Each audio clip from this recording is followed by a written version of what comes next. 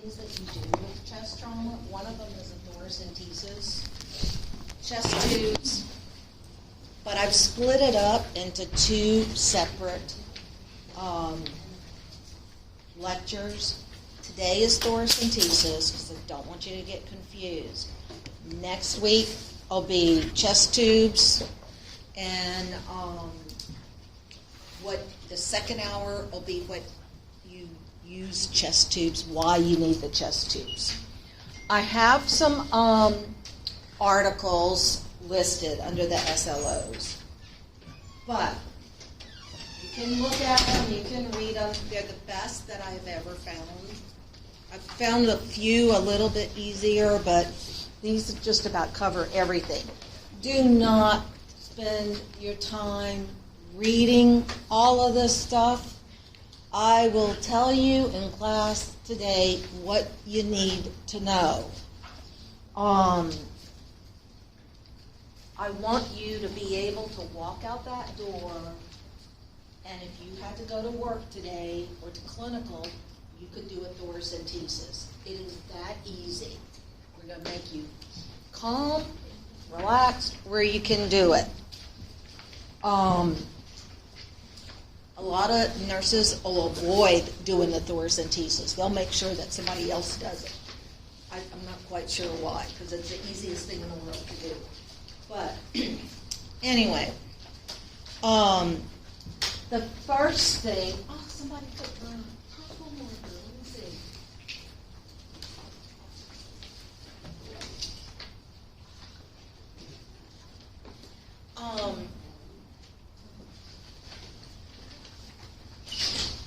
The very first thing that we're going to cover on here is some anatomy, unfortunately.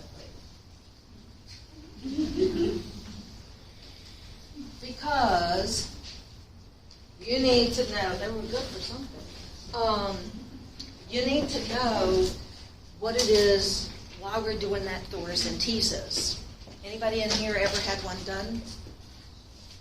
Never yet had somebody have it done. All right. Kindergarten anatomy. You have two lungs, okay? Inside on this lung that goes to the outside, this is the parietal. It's called the parietal layer. The one that lines the inside of the lung is called the visceral. In all of this space in here lives about 50 to 75 cc's of fluid, sticky fluid. Why does it need to be sticky? And why is it there? So that they don't just rub together. If this is your visceral layer, and this is your chest wall, if you rub them together, you can make a lot of noise. I've got my other stuff on here. I meant to wash it off, but it slides really easy. If you don't have anything in there, it's not going to slide. It doesn't have anything to do that. If you were the parietal and you were the visceral layer, and you came up to listen to her lungs, can you hear, what do you think you would hear for breath sounds? Anybody? Oh, okay. What if we put you closer together and you listen to breath sounds? What are you going to hear? You'll hear rubbing if there's no fluid in there. But the further you are apart, the harder it is to hear the lung sounds, right? You can't hear her lung sounds from way over there. You might, maybe, if you scooted much closer. The same thing with a thoracentesis. If you have an infection, cancer, whatever else living in that pleural cavity, when you try to listen, you're not going to hear anything. So what you're going to hear is absent breath sounds. On that side, we have two lungs, so it could be either lung. If they're a little closer, you probably will hear some breath sounds. Okay? Everybody understand that principle. If you don't, let me know, because I don't want you lost. All right. Simple. So, how does stuff get into that parietal layer? Remember, we have 50 to 75 cc's. How does stuff get in there? Well, and what gets in there? Cancer cells, infection, pus, blood, whatever else can wiggle its way through. How does it do that?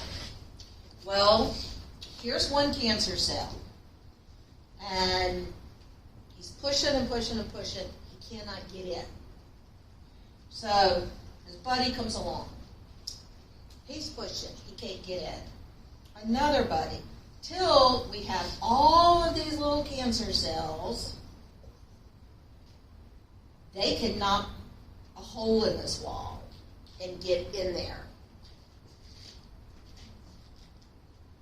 After they get in there, some more are going to follow behind it. So when you're doing, the reason for the thoracentesis is to remove excess fluid or blood or pus from that pleural cavity. What we're going to work on today is an MPE, which is a malignant pleural effusion. Why? Because they're so common. And there's certain things you need to know. You're going to see tons of them in the ER, lots of them in the ICU. So, we'll come back to this in a second.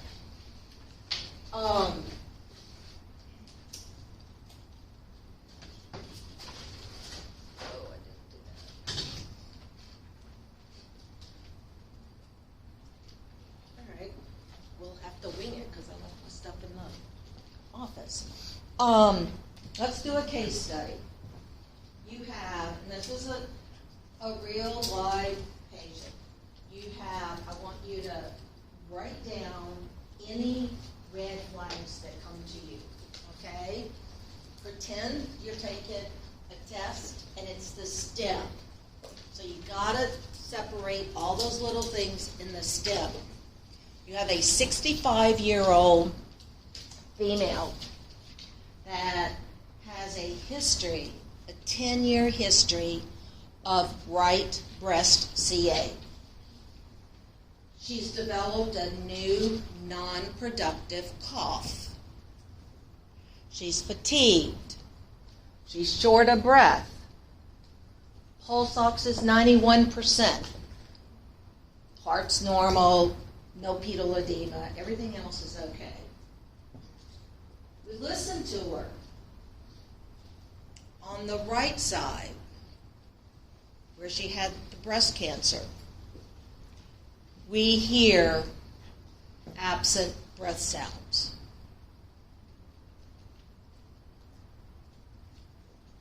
So, we're going to have to do a thoracentesis on her and see if that fluid that's in that pleural cavity is going to be cancer cells. Because anytime you're putting something in and taking something out, you got to do culture, so don't throw it away. But before we do the thoracentesis, it's usually done mainly for symptomatic care, okay, for MPEs. Because going back to anatomy, all of these cells got into this pleural cavity. We did the thoracentesis, and we removed it. But another one comes, and they continue to come. Cancer patients wind up having lots of pleural effusion, lots of thoracentesis. Sometimes they come in the next day, sometimes, because it's done on an outpatient too. And sometimes it's about a month. Average is, if they're really, really bad, especially with lung and breast cancer are notorious for this. But if you, with the breast cancer on here, she's going to have this thoracentesis done probably every month, okay? It's done usually the last 4 to 6 months of their life. All the cancer keeps going in, and they can't keep it out. If it's an infection, they're going to have to fix the infection from somewhere. They also, the more you stick in here for this and like chest tubes, you're going to develop scar tissue. So sometimes then they go back in and they blow like this powdery stuff in it that absorbs it, okay? Well, we're going to take Miss Peters. We didn't hear any breath sounds, so we're going to make her go get an x-ray. We send her to x-ray. She comes back from x-ray.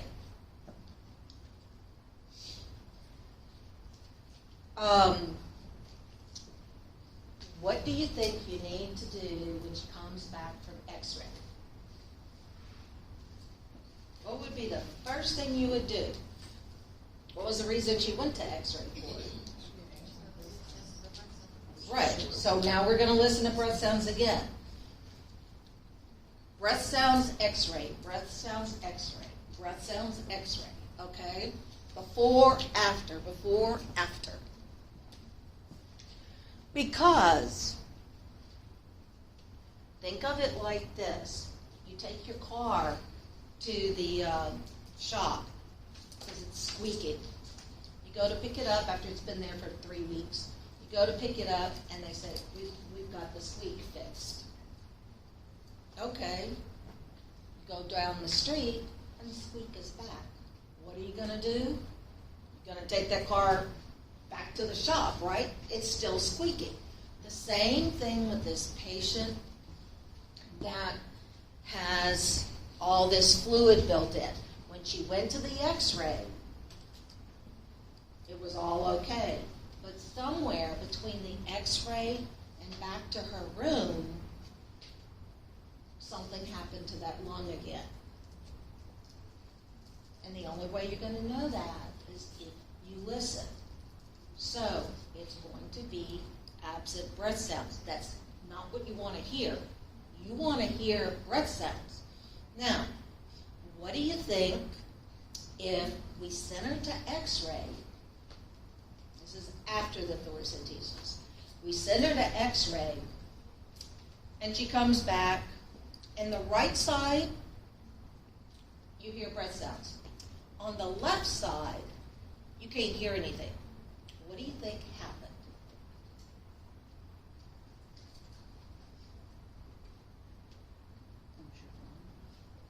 It probably went through and hit the other lung or the heart or whatever. So we want to be sure that we're looking for the worst case scenario of something that can happen. We want to be prepared so that we can fix it before it even happens. If you fix it, you're not going to have to write tons of paperwork. If you take a patient, we decided we're going to do this thoracentesis on her.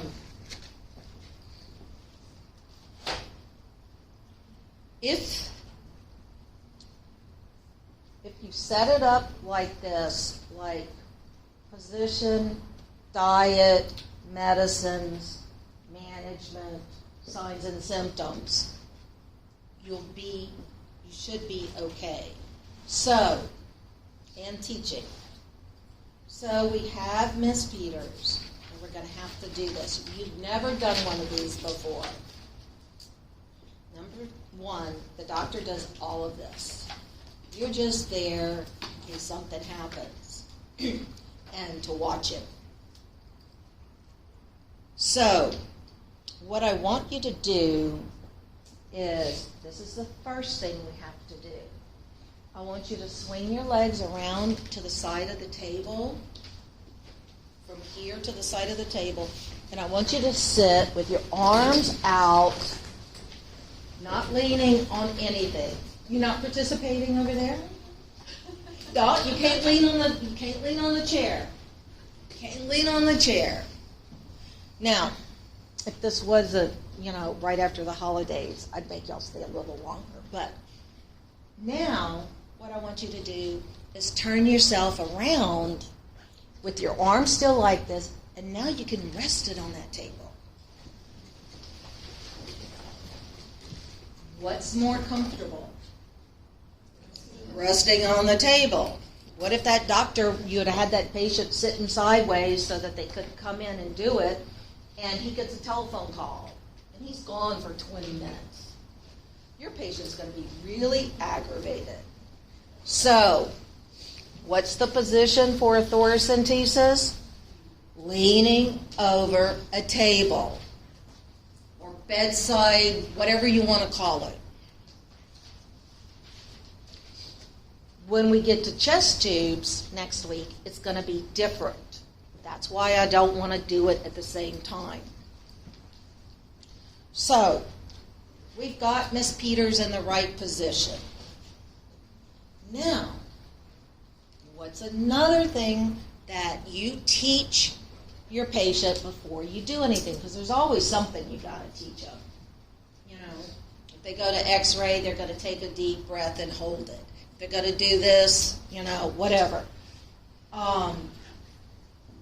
We're going to have this patient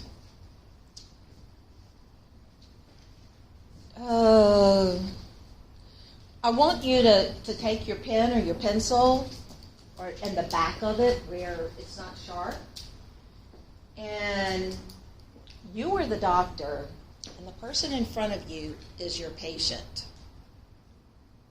And you're going to do this thoracentesis. And what I want you to do is tell that patient you're going to stick them. And you stick them. At the same time that you stick them, your patient should cough. Let's try that and see. Let's see what the outcome is. Okay, everybody got their pen out? Stick your neighbor. No, you got to stick it in the back, and you can't turn around. Yeah, just stick. Cough. I should have been in my morning class. My morning class, she really did a job with that pen. And it was really obvious. Well, the whole point of this is that, you always have to say something about the patient. Here, you're going to tell that patient, do not cough. Why? Because that doctor's got that needle, and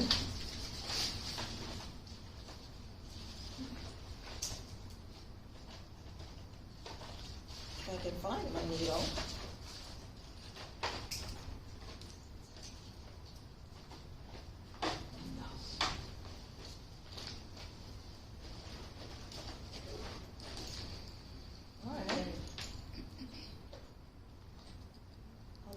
Between there and here.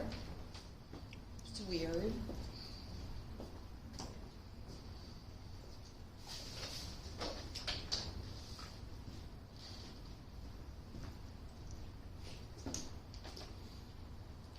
Well, that needle is about this long, okay, that he's going to thread in there. So, he can damage a lot of stuff. So you want to be sure you tell your patient, do not cough. Now, medications. There's only 2 medications you need to know for me. One is lidocaine, usually 1%, without epi. It comes in a little blue vial. We're going to use that to deaden the area for the doc to put that needle in. The other one is morphine. You can use morphine for short of breath, for pain, for anxiety. These people, if you would see the size of the needle, they don't let them see it because they will panic unless they've had it before and never saw the needle. But if you're working in a teaching hospital, all of the residents in there, they have to do everything, you know. So they're going to put this whole kit together. They're the only ones that can stick. There's some syringes in here, some needles in here. If you're in a private hospital, I was doing a case with a pulmonary guy and had his tray there. Waited and waited. First thing, he wanted me to open it. I don't know why I had to open it. He was standing right there. But, okay, so I opened it and had all his stuff out. Then, he's still waiting. And I said, what are we waiting for? He wanted me to draw up the epi. Okay? Because he didn't want to draw up the epi. So, if you're going to work in a private hospital, expect that out of at least one of them that you work with, I can assure you. And you're going to have to draw up the epi, hand him the epi. He can't seem to do that with his sterile gloves, considering everything in here is sterile.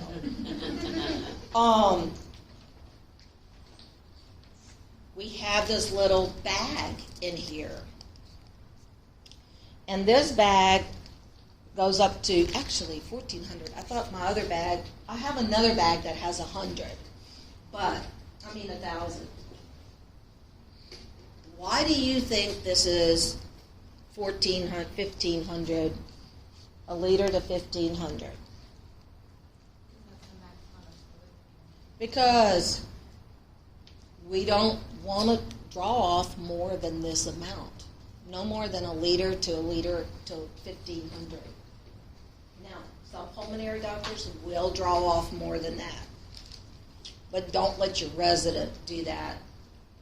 Halfway through, you're going to tell that doctor when it starts filling up, we're at 1,000 liters, 1,000 cc's. Hopefully he'll look, you're supposed to be looking at your monitor. So, we've taught her to cough. We've got her in position. We needed some of the equipment. We need a cardiac monitor, a pulse ox, an ultrasound machine. And a bag of fluid, a liter of fluid with tubing attached. Now you're moving a step ahead in case something goes bad.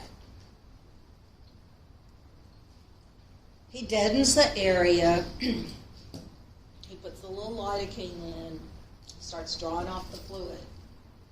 Your responsibility is watch that blood pressure and watch your pulse ox. If that blood pressure starts dropping, we have a problem. If that pulse ox starts dropping, we have a problem. It's going to show. Usually it shouldn't be doing anything because they've got way too much in there. We want to get that fluid out so they can breathe. So taking a liter off isn't going to damage them. You're really not going to see much till after that. Well, you're watching this doctor doing it, and he's drawing it off. Anytime you're drawing something from the body, putting a hole in the body somewhere that it doesn't belong, you've got cultures to take. Even if you don't do them, take them and leave them there, because I guarantee you that doctor's going to come back in 30 minutes and say, oh, I hope you saved the cultures because I want to send them. So you have test tubes in here. What you should see on that is some kind of yellowish, if it's normal, yellowish sticky material, right? Because it's in that pleural cavity. But Mrs. Peters has cancer. So she's got a lot of yucky stuff in there. You can have pus in there. It could have came from trauma, and it got infected. All kinds of different things can go into that pleural cavity, and they can get in basically the same way that those cancer cells get in. Everybody follow me so far?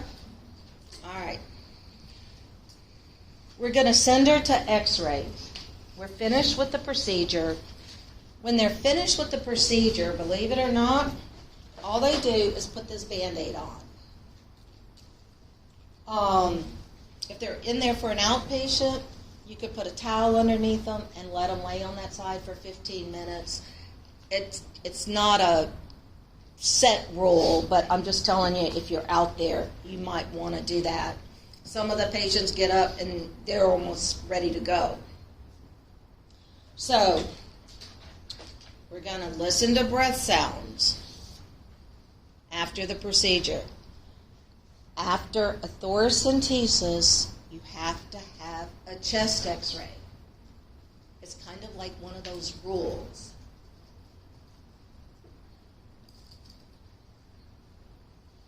If she went to chest x-ray, you'd listen before she went to chest x-ray, her lungs are clear. You can hear breath sounds.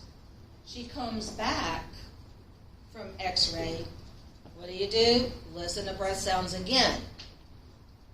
When you listen to the breath sounds on the right side, you don't hear anything. And that's just where you just completed that thoracentesis. Why would you not hear anything? Because something happened to that lung. It collapsed again with all that stuff in it. So you got to do the procedure again. She should come back with breath sounds. Or he could have gone through. That's the rationale why you have to listen to breath sounds every time they get moved and walked or whatever. These people are really fragile. Can you have bilateral pleural effusions? Yes. So, she's got her thoracentesis went well. She's doing okay. We hear breath sounds. So we're going to send her home. Let's cover the easy one first. Diet. What kind of diet are we going to put Miss Peters on? How about grilled chicken and broccoli?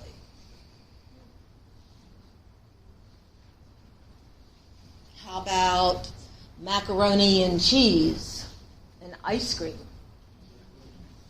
Why?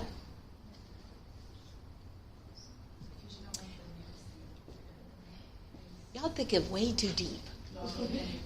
Go back now. What was her history? She was cancer. Okay? Cancer patients have almost zero appetite. And you can always spot someone, usually, you will after a while, that has cancer just by looking at them. So, although we have all been taught grilled chicken and broccoli is the healthy diet, in this case, she's dying. We're not going to be able to do a whole lot for her. We want her to have a high-carb diet.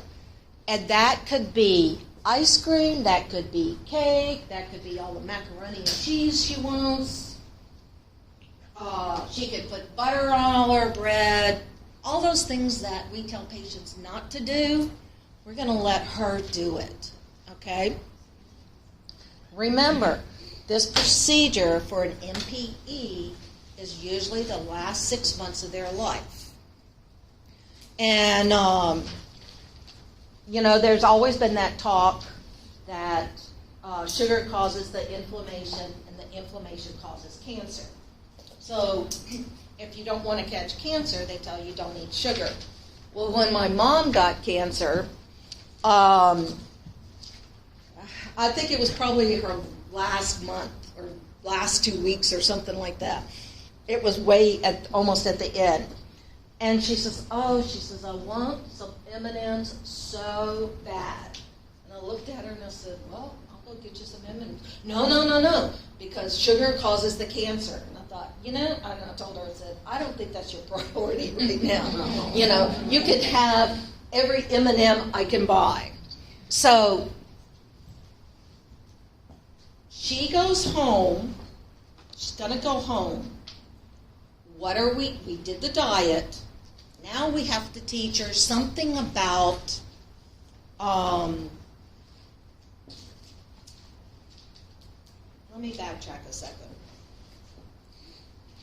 Some of those patients can just go home. They'll come back in whenever they get short of breath again, and the procedure will start all over. Some of the patients, they can put, it's a little bit smaller than this, and think of the urine bag that gets taped to the leg. It's a pigtail catheter, and it's small, and she can go home with it, and it will drain. They'll probably empty it maybe 3 times a week. When it gets to 75, when she slows down and she stays at 75, remember we said 50 to 75 was the normal in there. We can pull that tube. But she had a husband that insisted she went to the hospital. Evidently, he was a really good support system. So we're not worried about teaching him anything other than signs of infection. And you guys know signs of infection. Redness, drainage, fever, the whole 9 yards, okay? If you get any of this, come back. But her husband, let's say, has to go out of town on a business trip, and she's with her grandson, who's 10. Remember, cheap and easy. What are we going to teach? How could we teach that grandson, that 10-year-old, when his grandmother is in trouble? What can we teach him to do when he needs to call 911? What? I'm not sure why, but I always get that. Everybody wants this patient to blow something. And if you can't blow, I guess we're going to call 911. But that's not what I'm looking for. A 10-year-old can count to 10. So he can count. You can teach him how to count respirations. If it's below this number, you need to call. If it's above this number, you need to call. And it makes the kids feel needed. So when you have a family in there that has children, probably 10 and older, include them in this teaching.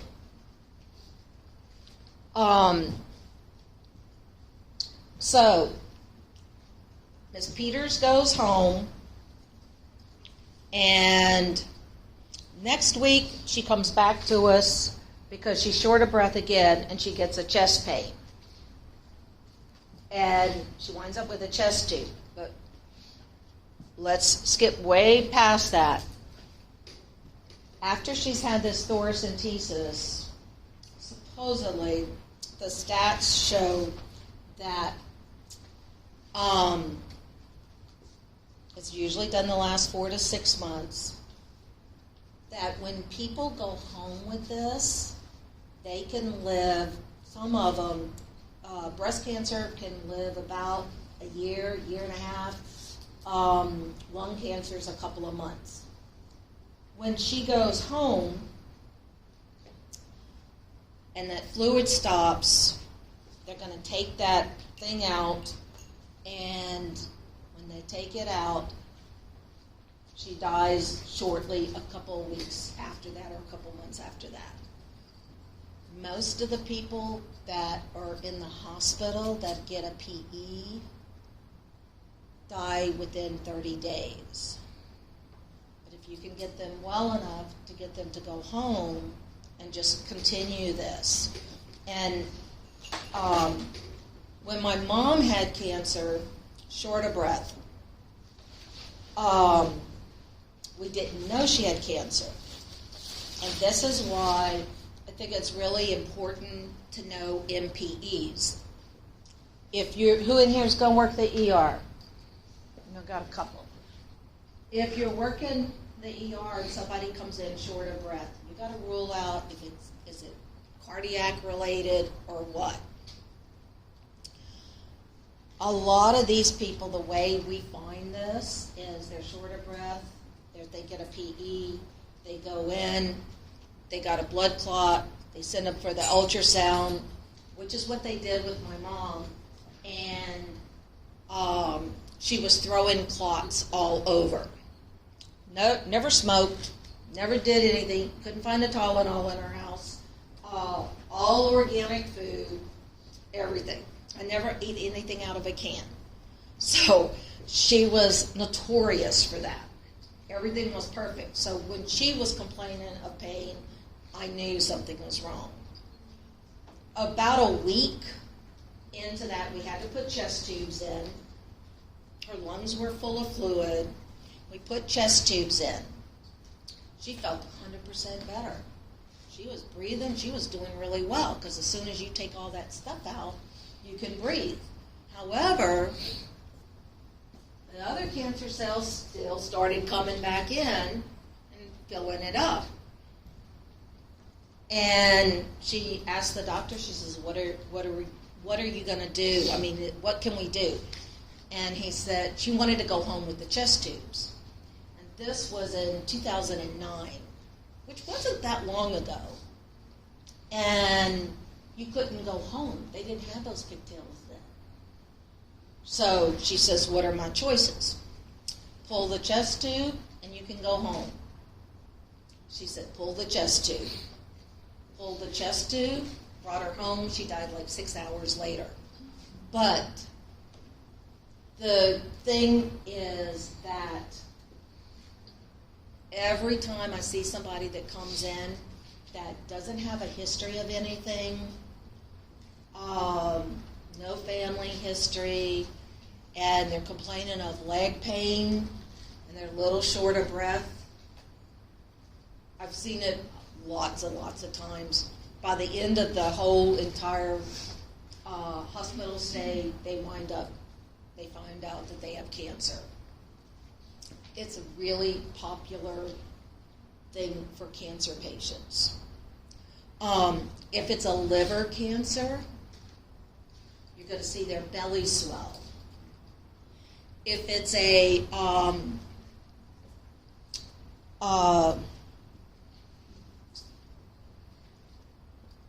of course, lung cancer is going to be short of breath. Breast cancer is going to be the same thing. The other could be cardiac. If it's cardiac related, you're going to see all that edema in their ankles. All right? But y'all know that causes edema, cardiac problems. Now, let's go back through this. again. We get the patient short of breath. We send her, listen to her, no breath sounds. How many cc's live in that pleural fluid in there? How much? No breath sounds. Do the thoracentesis, send her for an x-ray.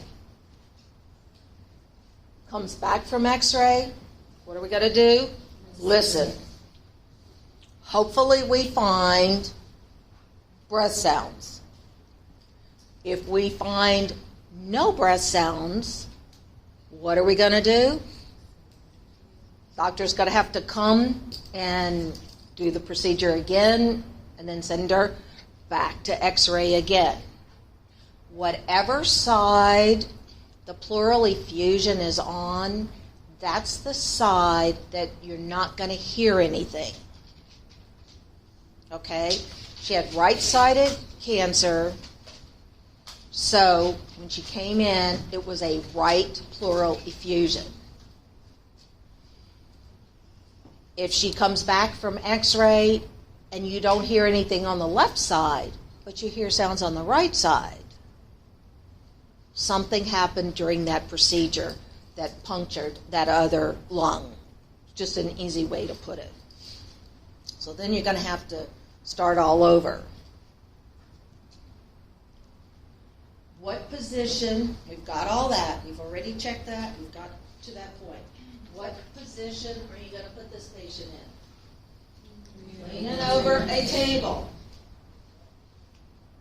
And if you missed that, I'm going to take 4 points off because I didn't spend 10 minutes watching y'all stick people. I guarantee you, you will see it on NCLEX. It's a standard rule because they like to confuse you. But everything that you have has a position, and that under your position is going to be leaning over a table. What are we going to teach before we do the procedure? Not to cough. Now, if you had a choice, usually you're going to see cough. But let's say you don't see cough. Let's say you see talking or laughing. It's kind of the same thing, right? So you don't want any noise coming out. But coughing is the easiest thing to remember. And that's what you're going to see. Then, what are we going to have at the bedside? Cardiac monitor on her, pulse ox on her, and a bag of fluid. What are we watching? Blood pressure. What are we watching? That the doctor doesn't take too much off. Now, you can't tell him you got to stop at 1400. He can stop whenever he wants.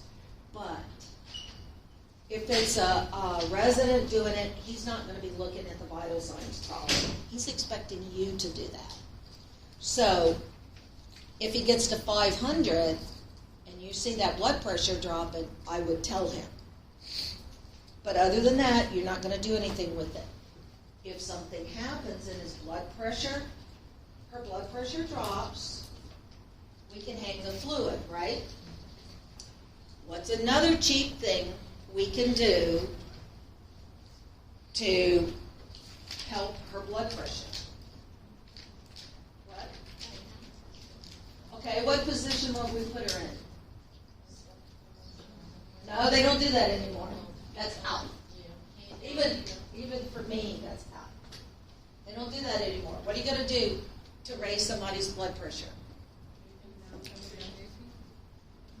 She's in the bed. What are you going to do? Raise her feet. Cheap, easy. Okay? So if you see a choice of a patient's got a low blood pressure, and one of your options is how are you going to, what would your next intervention be? It would be pick the one that's cheap and easy. It doesn't cost you any money to lift her feet. It doesn't cost any work. Lift her feet. You can do this if you're on the street and something happens. And they look a little shocky.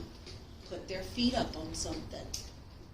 It'll make all that blood go back down to the heart, because that's where we want it to go. All right? Now, what are we going to teach her when she goes home? Watch for infection, right?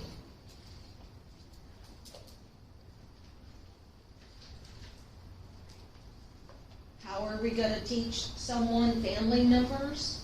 We can teach them usually how to count respirations. And for a lot of other things, you can teach them how to count a heart rate. I don't know if a 10-year-old could multiply it, but they would probably do it on their phone.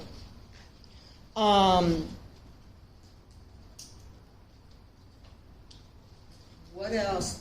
Let's see. She came home. She's going to come back.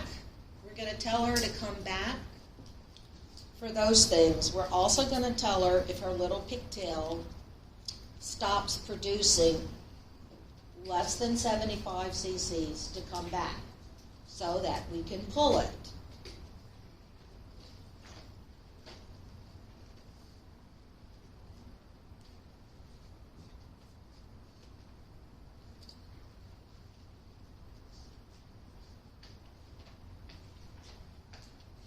So let me ask you this. If you left here and you went to had an evening clinical and you had to do a thoracentesis with a doctor, do you feel comfortable that you could assist them for the first time? Right? Think one step ahead. If you're an ER nurse, you think one step ahead. You think the worst thing that can happen. So, worst thing can happen, blood pressure can drop, the doctor can go all the way through her body. So, let's make sure we got monitors, make sure we got fluid, make sure that we're watching everything on her. Because you know how it is. If you think it's going to rain and you bring your umbrella, it never rains. But the one time the sun's shining, you go in, come out, it's storming, and you don't have your umbrella. It's always that way. So, same thing here. Now, like I said, the next is for chest tubes. So I don't want to confuse you, because a lot of things are going to be a little bit different when we go to chest tubes. So this is what I want you to know. Okay, everybody got that? Not to cough, position is cough, diet is high carb, watch the fluid that's coming in there, how much you're taking out, what can happen if you take out too much, bottom out the blood pressure, how do you fix that, raise their feet, watch for signs of infection. Anything else y'all can think of? The family teaching. And that's it. I don't have enough time to go start all over on the other stuff. So we'll cover that for 2 hours. Wait, do y'all have that tomorrow? No, it's 1 and 2 tomorrow. Teams 1 and 2. Everybody did sign that roll, right? Okay. But do you understand? Pleural cavity. Okay? All right. Just want to be sure. All right. I will see y'all tomorrow. Some of you. Yes. Yeah.